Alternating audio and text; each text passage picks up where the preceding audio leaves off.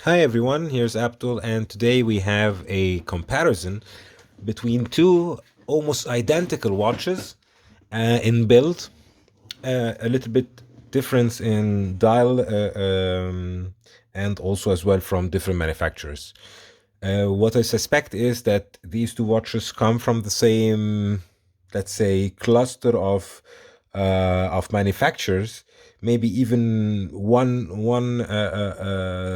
company or one workshop that finishes all these cases and all these small parts of the watch, and then they give them to their corresponding manufacturers, and then they put them back together because they are very similar to each other. They have a little bit similar differences, which we will go through right now. So if you like this kind of content, please do leave a like, also subscribe. As you all know, or if you don't know, we have a German video. I upload a German video on Wednesday at 4 o'clock Central European time, and always on Friday and on Sunday, also for Central European time, there are two English videos. If you do have any suggestions about the format, adding another format, changing the day, please do leave them in the comments below. All suggestions are very welcomed. So, going to the topic of the day, the verses. The Steeldive versus the Heimdallr. The Captain Willard Homages battle. So, by the way, I'm wearing my Tudor today. Or at the moment, I was wearing my Explorer before. So let's take first the Steeldive. The Steeldive has a Kanagawa dial. It has a raised indices with loom, and it has a ceramic bezel with loom as well. As you can see, if we loom in, the whole dial looms up, and so does the numbering on the bezel as well. So the watch is in diameter from the crown guard 44 millimeters. So here we go, 44. And lug to lug we have a 46, thickness of 13.5. The crown itself is 6 millimeters in diameter.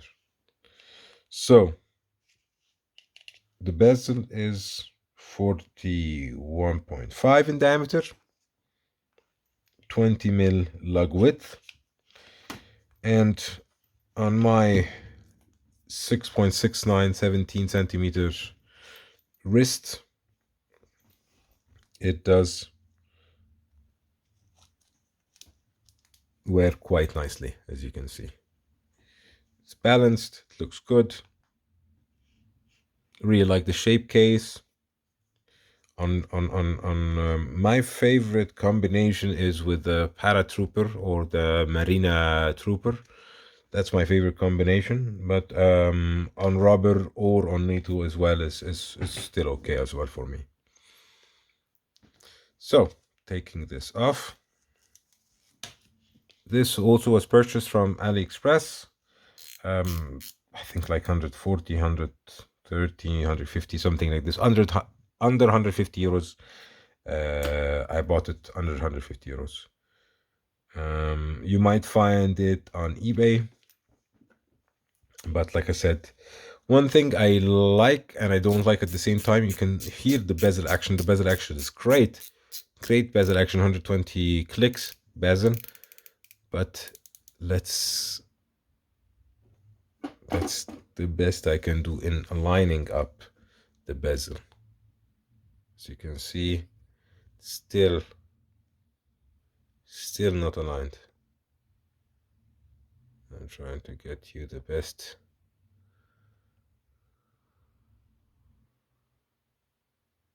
No, it's not working. Yeah, it's not working. I'm sorry. I think I have a bigger one. Let me check. Yeah, so the bigger one did actually work. You can see it here that it is not 100% aligning with the indices and the crown. You see there is a bit of misalignment. Other than that, I have to say I'm really enjoying the watch. The watch is going perfectly every day. I think like +5, +6, which is amazing. I did regulate it, so that might be the thing, but I regulated it until now once and it stayed the same. So that definitely gives a bit of a push for everyone who was like on the fence buying this watch. I really enjoy it. I think it's worth the money, and it's definitely one of these watches that I was also really impressed with it. You have here polished sides, brushed lugs, and brush sides. So you have here radial brush. On the back side you have vertical brush, and on the side you have polish. Watch came with a rubber strap. I don't wear the rubber strap because it's a bit big on my wrist. So let's leave this one out and go for the Heimdallr. First off, the bezel action here is really hard. It's like moving a unmovable object. Second thing you can see is that the watch looks pretty much the same. Let's see the dimensions from the same part. 46, 40. The case, let's go to lug. So we have case diameter 46, lug to lug is 46 as well. Thickness is 13.5, bezel 41, thickness of the crown 6. So identical. The case, the parts are identical. What's not identical is, first off, the bezel action is not identical. You can hear this.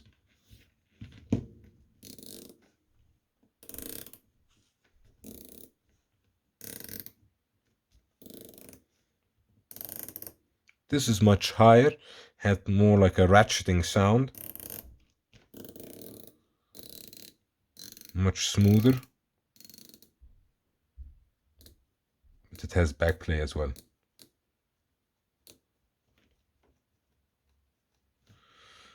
Much harder.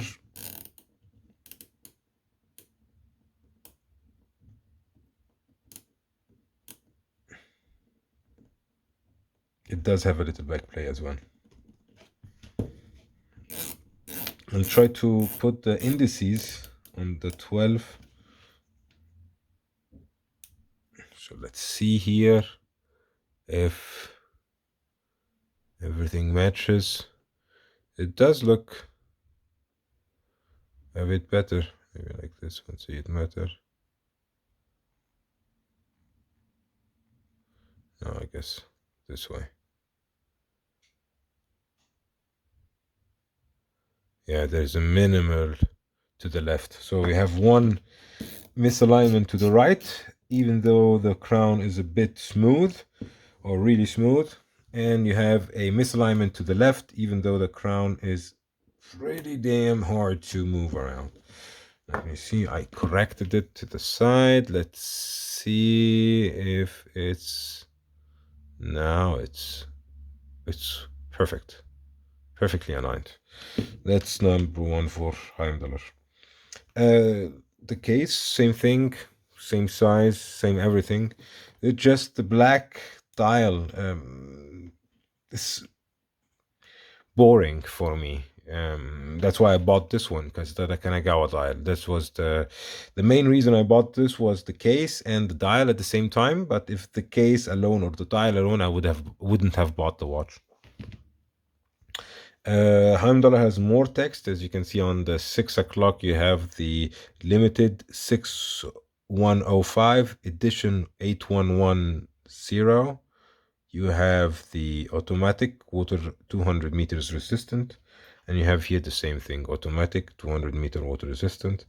And you have here the logo Steeldive, you have here the Heimdallr, the shark. As you can see, also the numerals are a bit different here. Here it's bigger than this one, like minimally bigger, but these numerals are loomed, while here the only thing is loomed is the loom pip, and it's more or less sticked on or glued to the crown. So it's not integrated in the crown like here, it's glued on the crown. The other difference is that you have here a chamfer at the edge of the sapphire crystal with a maybe 1 millimeter of, or half a millimeter of going above. So you can see here, it's going above the crown, while here you have it under the crown. So what does this mean is that you would have more probability to damage the crystal of the watch, or the sapphire crystal of the watch, while wearing this one than this one, because this one you will get damage in the crown, and this one you will get the damage in the sapphire crystal because it's higher than the crown. So that's the main differences. Indices almost the same. Loom, big difference. Like I said, you have here green loom in the indices, and you have here blue loom in the indices and on the bezel, and you have here the green loom, which stays longer than this one, but this one has a fully loomed dial, which gives it a better look at night. So if we zoom in on both watches, just so we finish up the comparison, yeah, both watches are available to buy online from multiple retailers, like Steeldive, Heimdallr, Steeldive. That's why I think they are all made in the same factory, and they just have send them to these companies to make a couple of adjustments, like the crown adjustment, sorry, like the bezel adjustment, because the bezel here doesn't move, and you have here the bezel is woggly a little bit, or to put a new dial like this one, because even the seconds hands, the hour hands, everything looks almost the same. The date windows the same, crown the same, the radial brushing on the case, the vertical brushing on the back side, everything the same. The case back is different. I should have showed you this. The case back of these watches are a little different. That could be also something that the company itself does. You can see here, the case back of this one is much easier than to open this one. And yeah, so that's basically the comparison. If I had to choose again, I would choose my Steeldive.